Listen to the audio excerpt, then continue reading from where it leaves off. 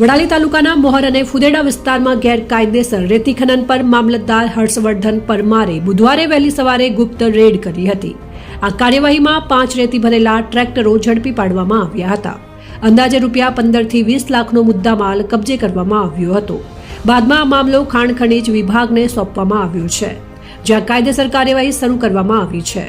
વડાલી મામલતદારે બુધવારે સવારે 2 ખાનગી વાહનોમાં પોતાની ટીમ સાથે ફિલ્મી ઢબે મોહર પાટિયાથી બાપસર ધરોઈ રોડ વિસ્તાર સુધી અચાનક છાપો માર્યો હતો। આ આકસ્મિક રેડ દરમિયાન સ્થળ પરથી રેતી ભરેલા 5 ટ્રેક્ટર રંગે હાથે ઝડપાયા હતા। આ ટ્રેક્ટર ચાલકો કોઈ રોયલ્ટી કે કાયદેસર પાસના દસ્તાવેજો રજૂ કરી શક્યા ન હતા, જે ગેરકાયદેસર ખનન ચોરીનો સ્પષ્ટ સંકેત આપે છે।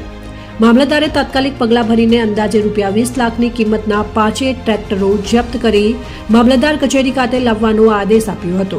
બાદમાં આ સમગ્ર કેસની નોંધ કરી ખાણ અને ખનીજ વિભાગને સોંપણી કરવામાં આવી હતી।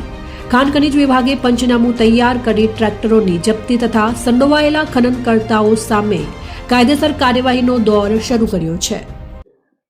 આ બાબતે સાબરમતી નદી તેમજ મોર ગામે આવેલ સ્મશાનમાંથી અનધિકૃત ઇસમો ગેરકાયદેસર રીતે ટ્રેક્ટરથી રેતીનું ખનન કરી ચોરી કરતા હતા।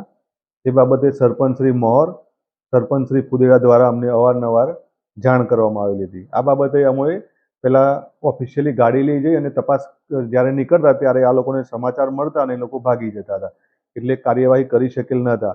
પરંતુ આજરોજ સવારના 9 કલાકે અમે અમારી ટીમ લઈ ખાનગી ગાડીમાં જઈ અને અમે રેડ કરી અમે 5 ટ્રેક્ટર પકડેલ છે, જે બાબતે દંડનીય કાર્યવાહી કરવાની ચાલુ કરેલ છે। તેમજ આ બાબતે અમે ભ્રષ્ટાચારની ટીમ બોલાવી જે જગ્યાએથી મેટ્રિક ટનની ગેરકાયદેસર રીતે ખનન કરેલ છે તેનું પણ રોયલ્ટી ભરાવા દંડનીય કાર્યવાહી કરવા એ લોકોને જણાવેલ છે અને એ લોકોને અમે 5 ટ્રેક્ટર હાલ સુપ્રત કરેલ છે।